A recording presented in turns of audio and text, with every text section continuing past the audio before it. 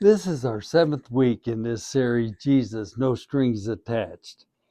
Um, this team of authors, the group that put together the Gospel according to Luke, also authored the Acts of the Apostles.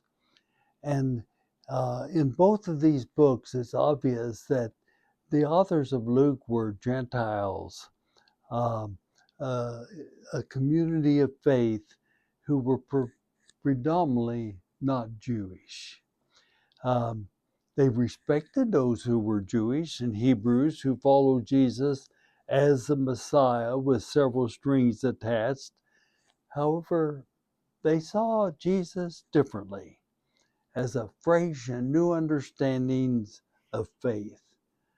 They just believed that Jesus revealed a different understanding of God, a God of agape love.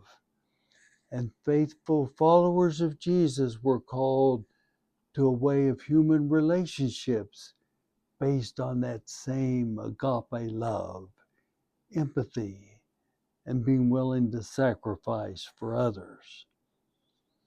And we discover this freshness of Jesus in the passage we're considering this week in Luke 12. And it's the parable of one who garners wealth for the pleasure of eating, drinking, and being merry. All for oneself, garnering wealth to eat, drink, and be merry. And the point of the parable is that this person will miss out on joy, peace, and grace, the reign of God in their life. You see, the string that the faithful will experience and be rewarded with a life of wealth and prosperity is cut. Now, 2,000 years ago, garnering wealth, building bigger barns according to the text, building houses, certainly was a dominant way of life. Consider the gem of wisdom from the book of Proverbs. Wealth brings many friends, quote unquote. Quote, a poor man is deserted by his friends. Quote, everyone is a friend to one who gives gifts. You see, the control of the Jordan Valley, called the Fertile Crescent, was all about garnering wealth. Being a nation which dominated other nations was all about garnering assets, garnering wealth. Gold, frankincense, and myrrh, symbols of wealth, were brought by visitors to the cradle in Bethlehem. Yes, there were many attempts to cut up, process, and put Jesus in the can of wealth 2,000 years ago. Jesus rejected every attempt to attach him to the string of wealth. One of the favorite stories about Jesus, and it's in Luke 16:14, when the stories were told of the Pharisees scoffing at Jesus' teaching on wealth. Yes, the teaching of Jesus was clear. Garnering wealth for the purpose of a lifestyle of eating, drinking, and being merry is spiritual foolishness. For the way of faith, following Jesus, is not eating, drinking, and being merry, but the experience of joy, love, and peace. Again, following Jesus is a lifestyle of grace, joy, love, and peace, not eating, drinking, and being merry. Now, relevant then? You betcha. Relevant now? You betcha. For we live in a time when one of the fastest growing communities are those who affirm, quote, the prosperity gospel. The prosperity gospel teaches and proclaims that one of the measuring rods of faithfulness is whether one is building bigger barns and bigger houses. You see, the prosperity gospel teaches and proclaims that the test and the measurement of one's faith is whether or not that person is garnering wealth. You see, the prosperity gospel has personalized the economic strength of nations, the GNP, gross national product. Indeed, the prosperity gospel teaches and proclaims that the strength of one's faith is the gross personal product. Always striving for and experiencing bigger and therefore better wealth. And in my opinion, those who are committed to the prosperity gospel are those who scoff at Jesus' life and teaching regarding garnering wealth to be able to eat, drink, and be merry.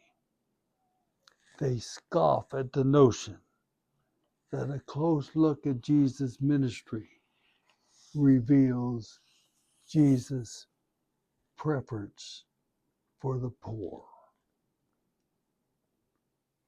Except for the grace of God, there I am, is a common phrase in response to the plight of the poor. The heart of this phrase is that God's grace includes the blessings of assets and wealth. Except for the grace of God, there go I.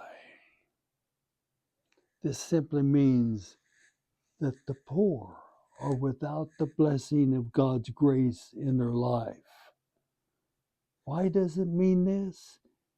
Because God's grace has protected me from being poor.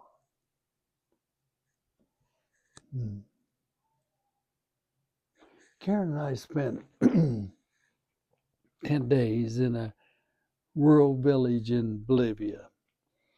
At the time we went there, Bolivia was the second poorest nation in the world.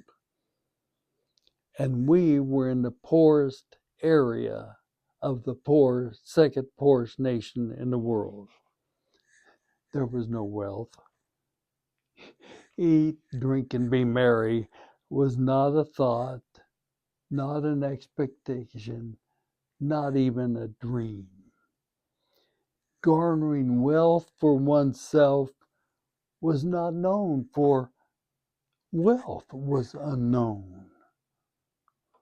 Our host encouraged us to bring toothbrushes along with us for the trip.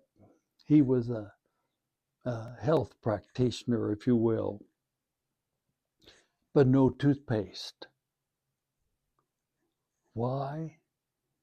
Because toothpaste was a privilege of wealth, that brushing the teeth would give you a taste good experience.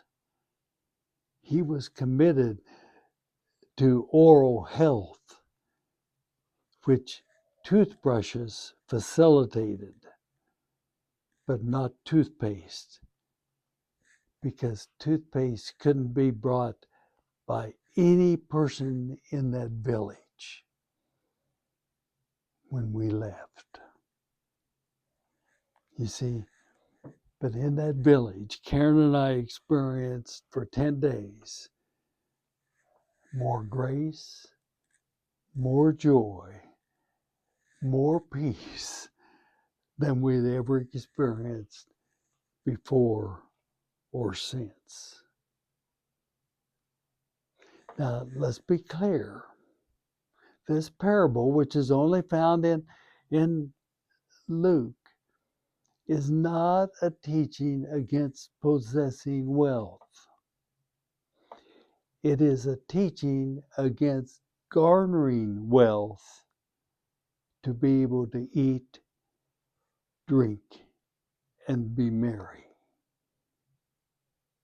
You see, possessing wealth by the faithful enables the faithful to serve, to give, to care, not to eat, drink, and be merry. You see, Jesus cut the string of wealth garnered for oneself to be able to eat, drink, and be merry and then have all of the pleasures of wealth.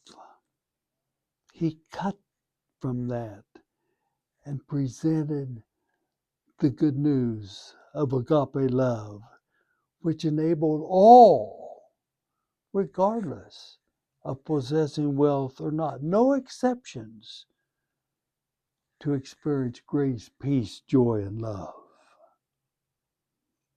It's so simple, so clear, so breathtaking and fulfilling to experience this fresh presentation of Jesus in the Good News according to Luke, in which Jesus is offered with no strings attached, including being cut up, processed, canned, tied, and tethered to wealth garnered to enable the temporary enjoyment of a lifestyle of excesses, of eating, drinking, and being merry. In short, life is not a party when wealth is garnered for that party. Life of faith in following Jesus is a life of agape love, where wealth, if possessed, is facilitating love, joy, peace, and mercy in human relationships, not for one's party with one's friends. Interesting teaching of Jesus, only found in Luke. For your thought and conversation, why is the prosperity gospel popular and affirmed by many persons today? Who are examples of garnering wealth for others over against garnering wealth for oneself? What are your stories of religious institutions garnering wealth for themselves and garnering wealth to serve others? Thanks for listening to the Gospel according to Luke.